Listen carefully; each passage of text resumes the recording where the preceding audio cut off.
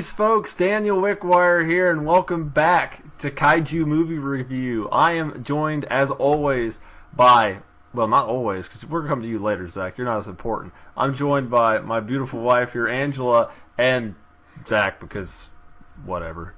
Because despite my absence in the recent Q&A video, I exist. You do. I apologize. See, if you lived closer to us, you would not have been excluded. I guess it was an update video. The Q&A video hasn't happened yet, so... Exactly. And this time, we won't wait 500 years to save humanity, and then Zach and Angela just throw me off a cliff into water so I can drown and not get eaten by a giant evil snake. I would have waited until the snake was in position. Well, but then it would have destroyed the world for no logical reason. This world wasn't that exciting anyway. Well, no, it wasn't. But anyway, Zach, why don't you go ahead and do your little bit of news that you have for us today? Absolutely. Given my past, I think if you've been a long-time listener of the KMR podcast, you know that much of my love for the toku genre is revolved. Well, it started with the films, but now it's more around the television shows, because I just find the television shows like Kamen Rider and Ultraman and the Super Sentai just endlessly amusing, just for the fact they're just so corny. It's great. So Shout Factory has officially announced a U.S. release for the 21st Super Sentai series, Denji Sentai Mega Ranger. It'll be dropping to those of us in the States on August 21st, just like the previous ones, $42.99 SRP, the entire season, a handful of extras. It'll be good stuff. I've never seen Mega Ranger. If you followed Super Sentai, you know that Mega Ranger was adapted into Power Rangers in Space, but it is one of the seasons where the Sentai had absolutely almost nothing to do with what was going on in the Power Rangers version. So they're about as opposite as they can get, because Mega Ranger is all about like technology and stuff, and Power Rangers in Space is Power Rangers in Space. And they don't even go in space in Mega Ranger, do they? No, they don't. It's all like internet and stuff. Like, think that episode of Futurama where they like VR dive into the internet. That's kind of what Mega Ranger is like, from my understanding. I haven't watched it. I honestly don't know a ton about it aside from the little bit I've read on like the Morphin Grid or Wikipedia. So I'm going into this one blind, much like Car Ranger. I don't know anything really about Car Ranger aside from the tribute episode in Gokaiger, which honestly was probably one of my more favorite episodes of the series because it was just really funny. So I'm actually looking forward to seeing these next two. But I know every time we get closer to the ones I want to see, because I'm still waiting for Time Ranger, which is just it's a couple years off yet, and I'm still waiting for Go-Go 5, which I believe will come out in 2018. Hope so. If I'm remembering my ordering correctly. But, I always just think of Gridman or Superhuman, was it? Yeah, Superhuman Samurai. Yeah, Superhuman Samurai Squad, that's the one. Yeah, or I'm also looking, I guess I can also say that I'm looking forward to Deca Ranger, but that one's a ways away. Oh yeah, you're a little ways off on that one. But, yeah, so, dear, why don't you go ahead and elaborate on your piece of news for us, if you don't mind. So my news is about Kaiju Max Season 3. The first issue comes out on July 12th. $3.99. Is that good? That's exciting. We're excited, yeah! Dude, Xander Cannon, buddy, friend of the show. And it has suggested for mature readers on here, so we all know now. Yeah. So Xander was the first follower of the official Kaiju Movie Review Twitter account. Yeah! Where the rest of you guys at? Do I follow? Yes, I have no idea. Yes, you do. Alright, so my bit of news today is I'm actually going to talk about Ultraman Zed, or Exceed. Okay. Alright, but that's what we're going to talk about. Exactly. Bonkai? Dang it, no, I can't help but think of Kill la Kill, because we've been watching Kill la Kill. Oh, yeah. Bonkai. Exactly. But, yeah, that's what we're going to talk about. I don't have much to say. It was the next Ultraman series after Orb. It was leaked actually late last month, early this month, March, April, for those of you that were unsure when this video was done. And right now it's looking like they're going to start fusing monsters together, so to add different creatures. So why not? Are we gonna get Bolton? Are we gonna get Bolton fused with Red King? Well, they actually have Gomer fused with Red King, and I think it's like Skull Gomer or something like that, like Skull Greymon. Yeah. Greymon Shinka. Exactly. Subtitles. Yes, and then there's supposedly Ultraman Zed has some correlation with Ultraman Belial, which is of course one of the evil Ultraman villain it's really awesome. He's a great villain. Can I say real quick? I mean, I know our typical thing is that we each do a piece of news and we move on to our movie review, but I think that, and I think Dan will agree with me, and I'm sure he heard about this, but we did get news over the last couple weeks that Peggy Hayama, who portrayed Ultra Mother in Ultraman Taro, passed away. That actually, I didn't know that. I should know that because I like Ultraman Taro. Yeah, the actress who portrayed Ultra Mother in Taro passed away last week. So. Oh, that's very unfortunate. I didn't know that. That's really yeah. So I figured since nobody brought it up that I would mention it before we close out the news sentence. No, it's worth segment this week. It's worth mentioning, and like I said, it is very unfortunate that happened to her. I've seen all of Taro, and like I said, it's kind of, I didn't realize that it happened. I'm surprised that I missed that. So my apologies to her loved ones. You mean your condolences? Fans. Condolences, not apologies. Yeah, I can still apologize, right? That's being sympathetic. I think I'm just being rude now. Anyway, so Ultraman Zed, back to what I was saying, was actually it's supposed to be like the son of Belial. So there you go. Take that That's in. weird. Well, we don't have a release date yet. Of course, it's the next big series, so I'm sure it'll be maybe fall of this year. I'm assuming. I was gonna say it'll probably be sometime this year. I mean, that's typically how it works. Ultraman isn't quite like Sentai and Rider, where you can kind of know when it's ending. Like, because as soon as a Super Sentai series ends, they do the handoff. Yeah, which I think is really cool, and they left it in the DVDs, by the way. Oh, do they do the hand? When you watch the DVDs, they left the handoffs in, which I think is super cool. Because and then in lieu of a next episode preview on the final episode of a set, they roll a trailer for the next season. Oh, okay, I got you. Yeah, see, I didn't realize that. Yeah, which I think is super cool. So today's movie, we will be talking about the 2007 South Korean/American joint film called Dragon Wars D Wars. I don't think that it was necessary for you to differentiate which Korea it was. It's worth mentioning. Hey, North Korea did Pulgasari, and we're going to review that one day. Anyway, it was released in South Korea on September 14th, 2007, and in the United States on December 7th, 2007. The runtime is 99 minutes, quote-unquote, and it's directed by, I'm going to butcher this because I'm not familiar with Korean lingo or accent, so I'm assuming it's Shim Hyung-rae? I think that's similar to what it's supposed to be. Okay. Directed by Shim Hyung-rae, who also directed Yongri 2003, 2002, 2001. It was the remake of the original Yongri, which is the first movie we reviewed on here. So he actually directed the last one. That is correct. Which does not bode well for this film. Just want to say that now. It was produced by James B. Kang, written by Shim Hyung-rae, which is also an uncredited writer, is Nick Olvers, for whatever that's worth. It's starring Jason Behr as Ethan. I think it's Behr, right? So you pronounce that? Yeah. All right. Jason Behr as Ethan, Amanda Brooks as Sarah, Robert Forster as Jack, and Craig Robinson as Bruce. And the only one out of all of this that I actually know is Craig Robinson. And Amanda Brooks looked familiar, but it wasn't who I thought it was. And I've seen Robert Forster and something else, and Jason Behr, I have no freaking clue. Anyway...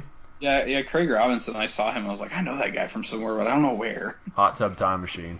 That is definitely not where I know him from. But I've never seen it either, but I'm pretty sure he's in it. I was confused when I started the movie. Like, I was like, wait, I thought this was a Korean flick. Like, did they whitewash the cast? Like, did they pull a Godzilla 54 and just reshoot scenes with American actors? Like, what's going on? The Koreans whitewashed their own movie. It's pretty bad. South Koreans whitewashed their own movie. Yeah. But they did this in Yongari, so this is nothing new to the director here. But the film opens with a narrative explaining a little bit about the movie's history, or the history within the movie. That's my phone. Then we jump to present-day L.A., where Ethan, who is a reporter, sees what looks like a dragon scale buried in the ground at some accident or news that he's covering, which makes him recall events of his past or childhood where he remembers seeing something similar. We jump back about 10 years, get used to that. There's a lot of time skips here. And Ethan is with his dad in some kind of antique shop run by this old man named Jack. While Ethan's snooping around the store, he finds a glowing scale inside of a treasure chest, which actually opens itself, but I don't get what was going on there. But anyway, the box opens itself, there's a glowing scale in it. He gets struck by magical energies, and Jack fakes a heart attack, so Ethan's dad will leave. Jack tells Ethan what the scale is, and then we get this huge exposition, and we go further back in the past, because why not have a flashback within a flashback, and we go 500 years into the past to South Korea. You can't have a flashback and a flash forward. That doesn't make any sense. I said a flashback and a flashback. I know. How does that work? Paradox! This movie has paradox-reducing crumple zones. It's a Futurama reference. Yeah, I'm gonna make sure that next time I watch this, I'm wearing my paradox-proof pants. Yeah. We learn about the Ueju, a heavenly energy that is found in the body of a the 7 was silent. What? Carry on. I hate you. I hate you so much. I'm sorry. Go ahead. We learn about the Ueju, which is a heavenly energy that is found in the body of one newborn girl every 500 years. In this flashback, we learn about a girl named Narin who's protected by Borin and Haram. However, on her 20th birthday, she is to be sacrificed to the I cannot talk today. She's supposed to be sacrificed to the good Imugi. Imugi, yeah. Which will turn it into the celestial dragon. However, Baraki, an evil Imugi, wants the girl so he can destroy the world because, what villain doesn't want to just destroy the world? Cue M. Bison thing. Yes! Of course! Of course, yes. I was thinking of the animated. Haram and Narn fall in love. Now I'm thinking about Linkara. Of course, don't you know anything about science? Science, yes! I'm a man! Okay. Pug wears pretty hat. Seriously. Haram and Narn fall in love, and while fleeing from Buraki and his army, they jump into an ocean to sacrifice themselves in order to keep the evil dragon from destroying the world. And once the good Imugi becomes a celestial dragon, you have to collect 3 Ueju and then summon him and get 1 wish. I made that joke, and I felt that sigh of pain from you, Zach. I felt it deep. It was so worth it. I know you did, Dan. Jack mentions he is the reincarnation of Borum, and Ethan is Haram, and he needs to find a girl named Sarah, who is Narin. Sure. I'm up for anything. I've said that before. After that, Ethan hunts down Sarah while avoiding some secret agents, Buraki and his goons. That's the whole movie in a nutshell. We can mention that Ethan manages to find Sarah through just an entire. I'm trying to think of the word. just the biggest chain of coincidences I've heard. Oh yeah. Oh gosh. I hate it so much. Yeah, I need to find a girl named Sarah. Okay. What? What's her last name? There's. I don't know. There's 900 people named Sarah that fit the description. Oh, I just took a picture of this girl, Sarah. She had this wicked tattoo. Ironic! What? Oh How? Oh my gosh. It's almost as bad as Death Note. Yes, it is almost as bad as Death Note, except Death Note was good to begin with and just quickly fell downhill, and you're like, why are you doing this to us? Yeah. Oh, dude, don't get me started on Death Note. We don't have time for Death Note. I love me some Death Note. You get the halfway point of the series, that stuff just falls apart so fast. I hate it so much. But anyway, I can't stand the second half of that series. Dude. I can't either. We're not reviewing Death Note today. Yeah. I'm not about Death Note. No, because I will get on a tangent. Don't even get me on a tangent. When we get desperate and need to review anime, we'll review Death Note and make a 2-hour episode. I've got 6 episodes left, and it's like, I don't even want to watch it. I know, it's so bad. Because it just, like, it jumped.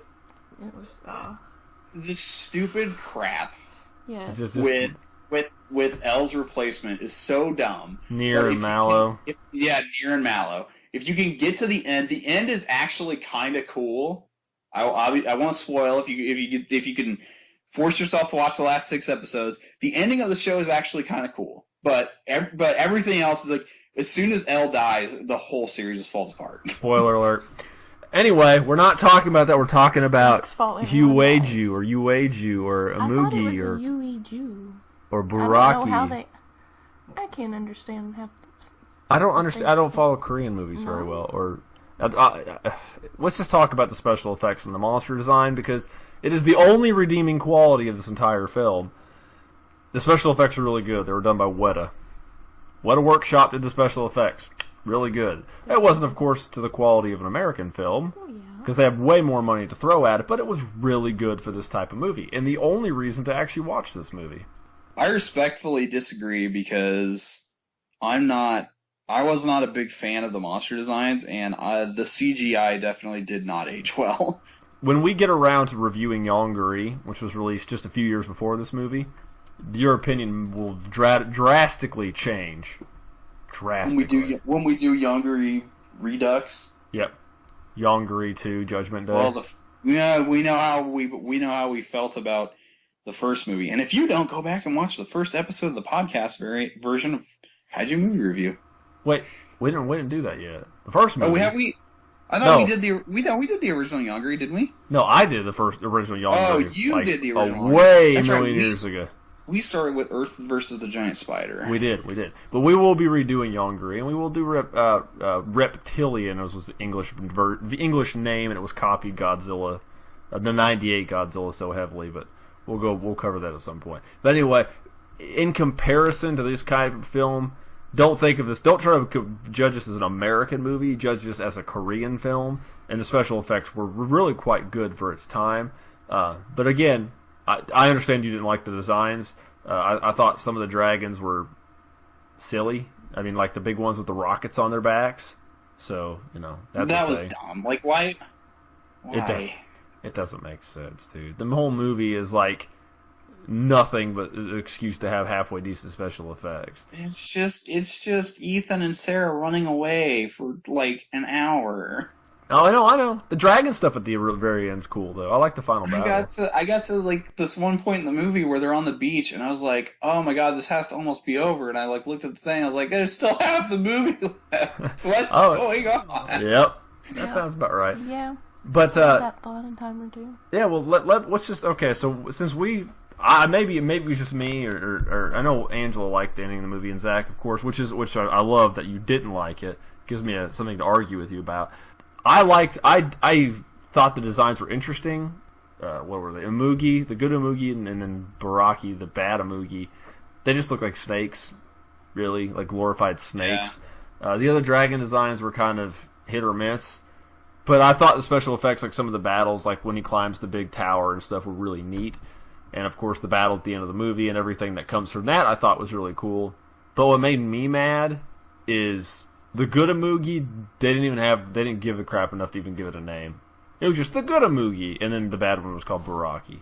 Like, it got a name because it was evil. But it seems like a lot of stuff.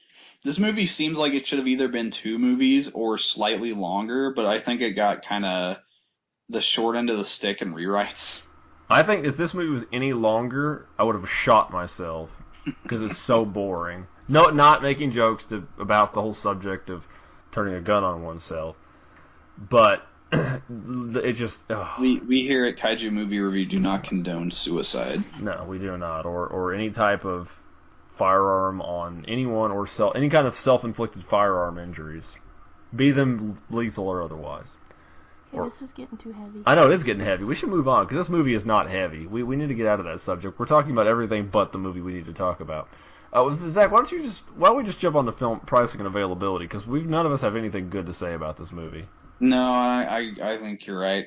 So the film is available in multiple formats. You can find it DVD, Blu-ray, and for those hardcore crazy extremists out there, you can pick this baby up on UMD and watch it on your PlayStation Portable. That's the reason to buy this movie, just to have it on UMD. Right? Yeah, you got dude. If you own a PSP and you don't have this thing on your PSP UMD disc, man, you are not doing it right. Movie collector purists, UMD master race, UMD forever. So it's the pricing is pretty low as far as I've seen in regards to listings on eBay, and this is judging on completed listings at the time we were recording this podcast, which it's radio, so I'm not supposed to tell you exactly when we're recording it. But so it looks like the DVD version of the movie runs in the kind of $5 to $10 range pretty consistently. The Blu-ray edition of the film runs in the $10 to $15 range, and the UMD version of the film is in kind of the same $5 to $10 range as the DVD. Honestly, this movie is still readily available at most retailers, so there's not really much reason to go out of your way and pay a lot of money for it. And I believe the reason it's widely available is because it was widespread panning by critics. I can't even talk right now. But my research results have shown the same. You can get a new on DVD for $9.37 on Amazon, and new on Blu-ray for $9.28. But if you really want to save that extra money, you can get a used copy on Amazon for a penny on DVD. So a Blu-ray is $1.63, at least at the time of this recording. So that could change, could be less, could be more. But yeah, that's that movie. So closing statements and recommendations.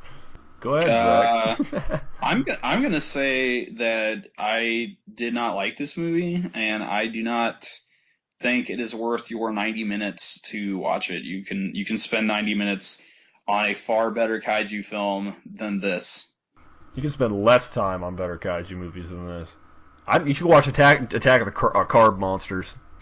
Dude, yeah, watch Attack of the Carb Monsters, or watch Attack of the Super Monsters, or Giant Claw.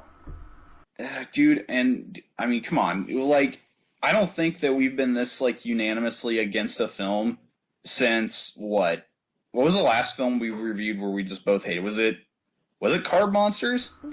No, hold on. It was the live action animated one. Oh yeah.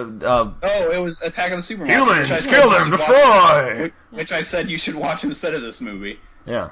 That is how low I thought of this this film. Well, let's not all rush out and say we unanimously hate it, because Angela could be like, "This is the greatest movie since Titanic," or "Jack, I love you." Oh my god! God, it's got that song stuck in my head now. Damn it! Go ahead, dear. What do you think? I mean, I liked the fight at the end. I can't say much more about it. Story was bad. Story was bad. Get a better story, and it'll be better. Yeah. All right. So I'm assuming that's a no then. Or meh. You're mad about it. Yeah. All right. That works. I liked it because it had dragons in it, and I like dragons, but dragons. I can't tell someone that a movie is awesome because it has dragons in it, but the story is crap. Don't look over here. We're talking about dragons. Space Ghost. There you go. That's better. Watch Trogdor. That's better than this. You guys are giving me lots of ammunition for the editing. Oh yeah, it's gonna be good. The editing's gonna be wonderful on it. But my opinion, this is I'm going to make a bold statement here, and this is nothing against the South Koreans or nothing like this, because I have seen some good Korean monster movies like Chaw. We need to review Chaw at some point. If we can find a copy of it for you guys, for you to watch it. Are you saying Chaw or Char? Chaw? I'm like, how do I answer this? I'd watch Gundam, but Chaw is a Korean monster movie about a giant killer boar, and it's very interesting. And another better one is The Host, but I think that movie is... No, I'm not going to say it. I'm not going to say it until we actually review The Host, because I might get some flack for it. So we'll wait. I also haven't seen The Host, despite owning it. It's good, but we'll talk about it when we get to that point. But this is my bold statement about Dragon Wars. Me and Angela watched this movie in theaters. We went and seen this movie when it came out in theaters in December. We lived back in Nebraska still, so we watched it in Lincoln. I was like, hey, why not? It's giant monster stuff. It was not any better in theaters than it was at home when you watch it yourself. You know, usually the theater's a better experience. If you watch this, my recommendation is, of course, we always support the companies. Skip to the scene where Baraki attacks the Korean village, where he attacks LA the first time, and the end of the movie. And that's all you need to watch. None of the characters are interesting, and they had some good actors in here. I've seen them in other movies. I know they can do a good job. And then this may be on a director or miscommunication, language barriers, writing. I don't know. I don't know who to blame for this, but it was just boring. Nothing happened. Literally, the synopsis we gave you was like 4 really short paragraphs. That was the movie. It's so... Despite the fact that we only honestly covered about 20 minutes of the movie. But that's the whole movie, because once they do that exposition bit and he has to go out and find Sarah, like there's nothing else happens aside from dragons. You're right. And shit. I mean, like I said before, this movie is just them running. Yeah, it could have been like a half-an-hour television show. Like, it literally could have been, and I would have been fine with that. Or an hour TV special.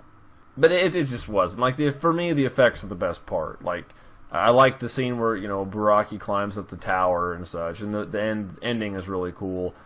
But it's the special effects between like the monsters and not so much the people. The stuff involving the people just boring, just crap.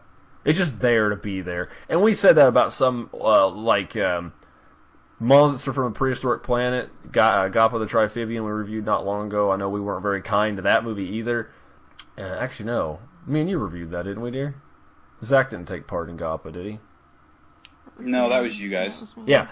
And we weren't very kind to that movie, but Gappa's better than this. And you'll have those movies, like I said, where the characters, the English version of Gappa, are just there to be there. But this is them just there to be there, and it's really boring. And there's nothing interesting. There's not like the characters are goofy or over the top where you can make fun of them.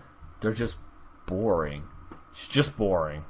Just watch the scenes somewhere. Buy the movie and watch the scenes, or watch the scenes somewhere. So there you go. That's our take. So now we're done with that. Nobody likes the movie. Why don't you go ahead and ease us out the door here, Mr. Zach? Absolutely.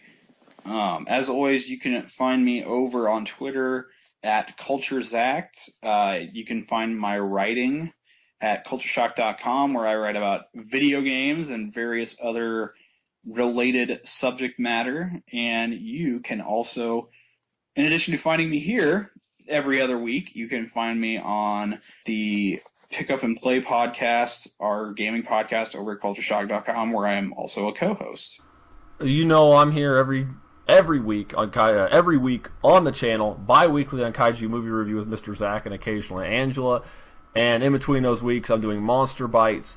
We did one last week, which I thought was a fun topic, where I got to talk about pseudoscience. So if you haven't seen it, go watch it. It was about the Hollow Earth theory and how that pertains to the legendary Monsterverse, since that was brought up in Kong Skull Island. Check the review for that if you haven't seen that yet. But me and Zach are always here as well doing Kaiju Movie Review.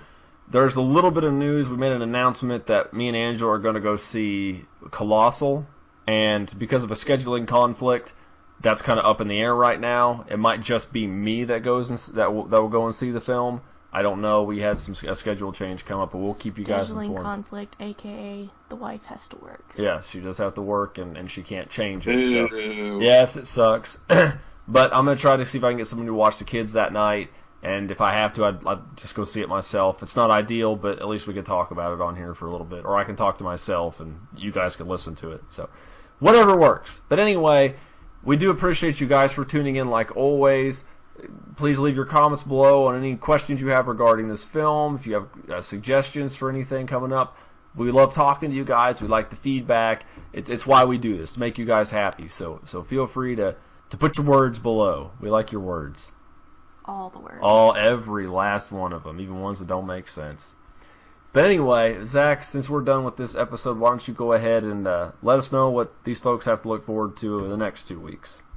Absolutely. On our next edition of Kaiju Movie Review, we'll be looking at the 1994 kaiju film Yamato Takeru, which was released in the United States by ADV Films as Orochi the Eight-Headed Dragon. So join us next time for our review of that. And as always, for myself and for Dan and Angela, thank you so much for listening, and we will catch you next time.